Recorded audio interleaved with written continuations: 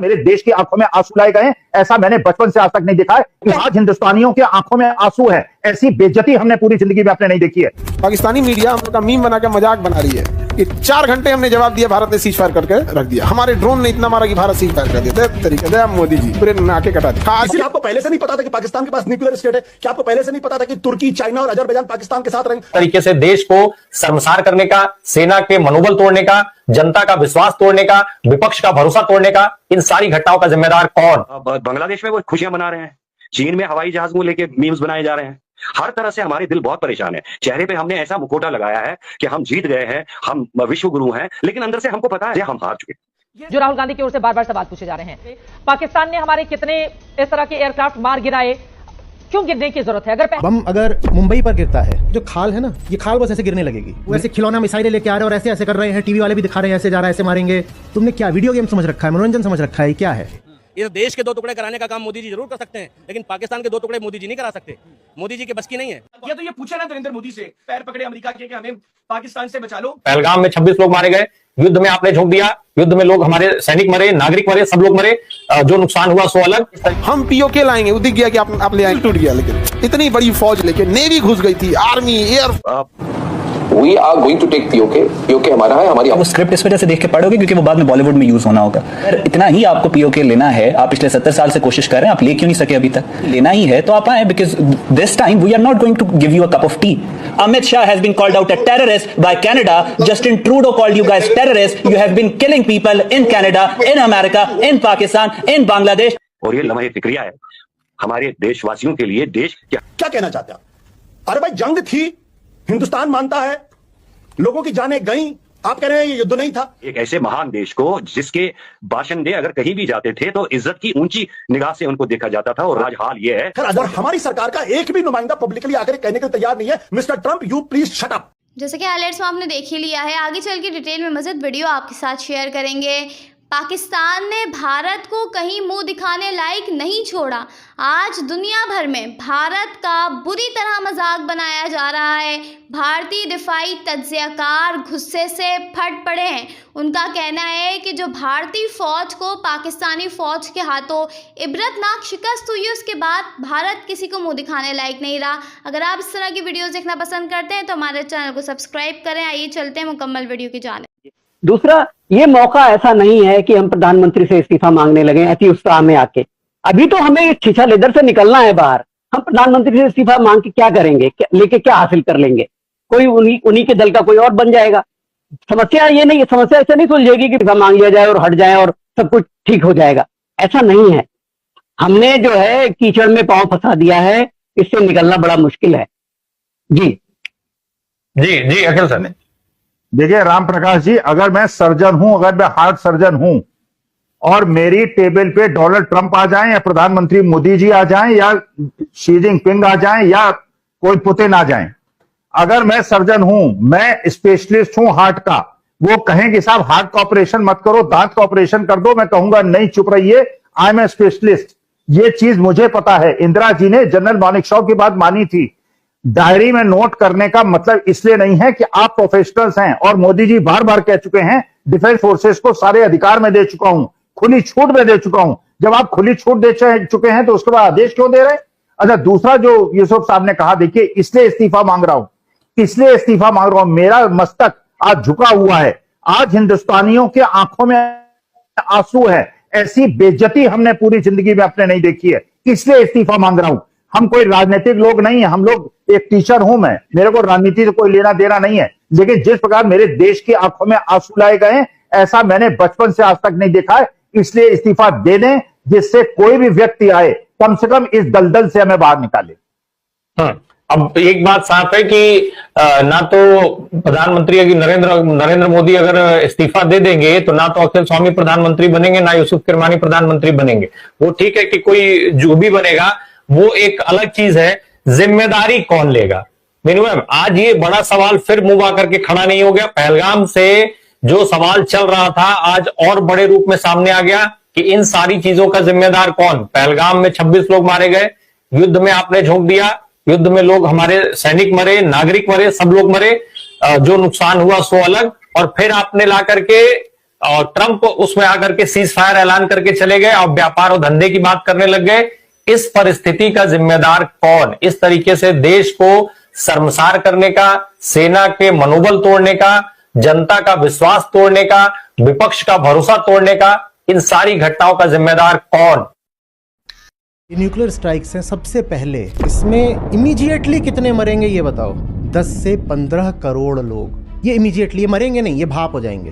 बम अगर मुंबई पर गिरता है, मुंबई तो वेपराइज हो जाएगी, तो मुंबई के आगे के जो इलाके हैं, नवी मुंबई से लेकर के और फिर पूना तक, वहाँ ये जो खाल है ना, ये खाल बस ऐसे गिरने लगेगी मिनटों के अंदर। पहले ऐसे भयानक फफोले हो जाएंगे, उसके बाद खाल ऐसे गिरेगी। ये जो न्यूक्लियर वेपन होता है, आपके समझ के लिए बता दूं, जब ये एक्सप्लोड करता है तो इसका तापमान सूरज की सतह पर जितना तापमान होता है उससे ज्यादा होता है। समझ लो सूरज जो है हमारा, वो ठीक आपके सर पर आ गया है, आपका क्या होगा?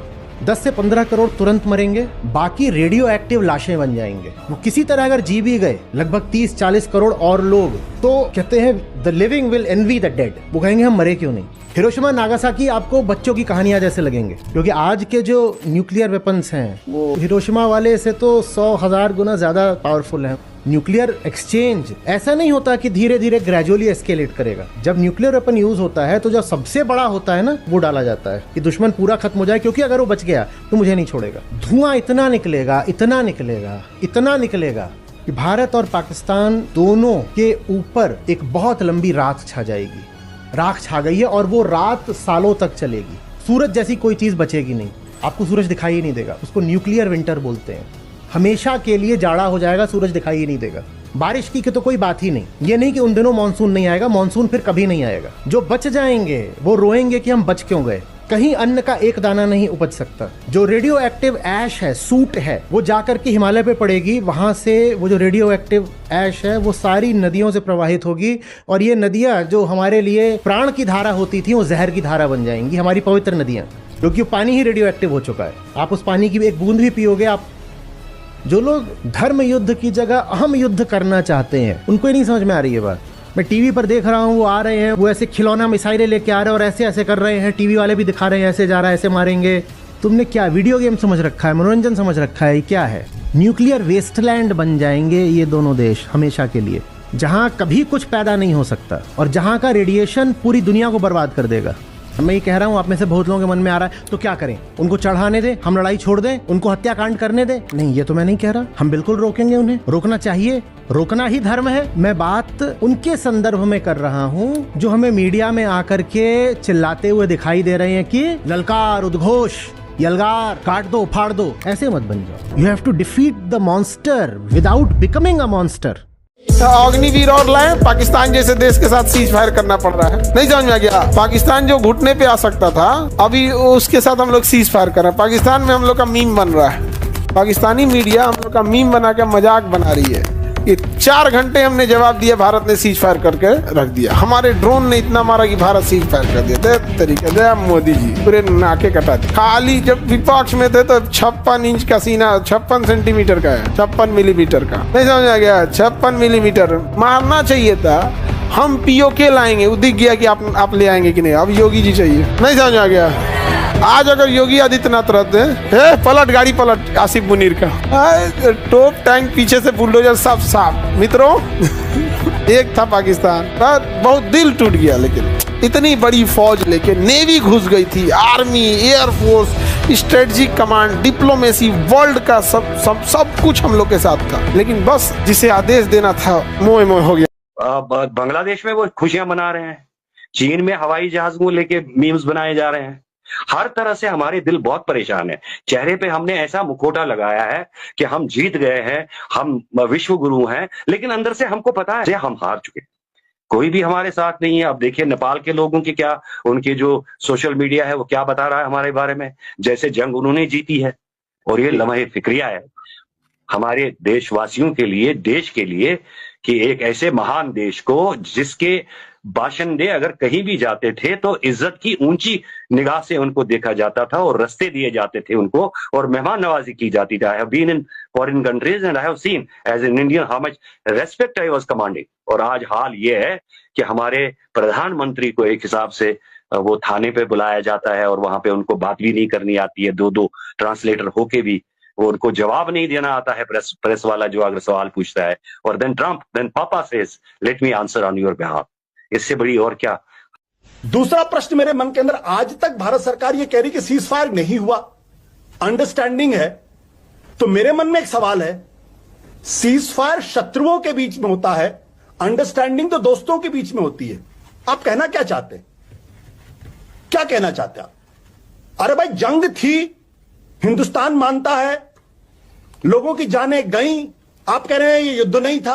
इतनी नरमी पाकिस्तान को लेकर क्यों है, मुझे तो समझ में नहीं आती। इसीलिए मैंने कहा, और क्या आपको पहले से नहीं पता था कि पाकिस्तान के पास न्यूक्लियर स्टेट है? क्या आपको पहले से नहीं पता था कि तुर्की, चाइना और अजरबैजान पाकिस्तान के साथ रहेंगे? खैर अजरबैजान तुर्की को तो मारिए गोली, चीन उनके साथ है। तो आप, और उसके बाद आपके जयशंकर जी यूरोपियन यूनियन को कह रहे हैं हमें प्रीचर्स की नहीं, हमको पार्टनर्स की जरूरत है। अरे आप विदेश मंत्री हैं या क्या भाई? कुछ काम आप रक्षा मंत्री के लिए छोड़ दीजिए। आप युद्ध के दौरान आप यूरोपियन यूनियन को नाराज कर रहे हैं, और ट्रंप पे क्यों नहीं बोलते विदेश मंत्री? मुझे समझ में नहीं आता। 8 बार ट्रंप ये बोल चुके कि मीडिएट हमने क्या, मेरी वजह से हुआ। और अब वो भारत के खिलाफ दरअसल एक बहुत बड़ा षड्यंत्र कर रहे हैं, भारत की अर्थव्यवस्था को, भारत की इकोनॉमी को चौपट करना चाहते हैं। वो टिम कुक को जो संदेश दे रहे हैं, वो दरअसल देशद्रोह का काम है। और हमारी सरकार का एक भी नुमाइंदा पब्लिकली आकर कहने के लिए तैयार नहीं है, mister Trump you please shut up. Vinod Agnihotri, okay, yes, okay, Vinod Agnihotri. We are going to take POK. POK हमारा है, हमारी अपर हैंड है। We are a strong army, strong country, much better place. Nobody is going to support you. वो देखकर पड़ी होगी, because जो आप लोगों की हिस्ट्री है, स्पेशली राजनाथ सिंह साहब की, आई एम श्योर कि वो स्क्रिप्ट इस वजह से देख के पढ़ोगे क्योंकि वो बाद में बॉलीवुड में यूज होना होगा। बिकॉज आप लोग इसके अलावा कुछ कर नहीं सकते। आप लोग अगर इतना ही आपको पीओके लेना है, आप पिछले 70 साल से कोशिश कर रहे हैं, आप ले क्यों नहीं सके अभी तक? और अगर आपने फ्रैंकली लेना ही है तो आप आए, because this time we are not going to give you a cup of tea. We are going to make a very solid fertilizer out of the Indian soldiers if you enter Pakistan or administered Kashmir. You get that, and you are going to be, and you will be sent back in pieces. So सबसे पहले तो ये आपकी वो जो statement है, जो राजनाथ सिंह का डाट डाट डाट है ना, dot dot dot, this is what the dot dot dot is. You getting my point? Now let me finish. Now let me finish about the terrorism. About the terrorism, you guys have the audacity to talk about. You guys have the audacity to talk about terrorism. You guys have the audacity to talk about International Court of Justice when you are being blamed and ridiculed and humiliated by the entire world. The Five Eye Alliance calls you a terrorist state. Amit Shah has been called out a terrorist by Canada. Justin Trudeau called you guys terrorists. You have been killing people in Canada, in America, in Pakistan, in Bangladesh, in Myanmar, in Burma, and you have the audacity to tell Pakistan that we are terrorists. Ex-foreign minister. What are you talking about? तो ये थी आज की video. अगर आप भारतीय media का reaction देखना और सुनना पसंद करते हैं तो ज़ेड क्रिकेट को सब्सक्राइब करें, बेल आइकन पे क्लिक कर लें ताकि जैसे ही कोई नई वीडियो आए आपके पास फौरन से नोटिफिकेशन आ सके। इसके अलावा आप हमें फेसबुक और टिकटॉक पर भी फॉलो कर सकते हैं, लिंक आपको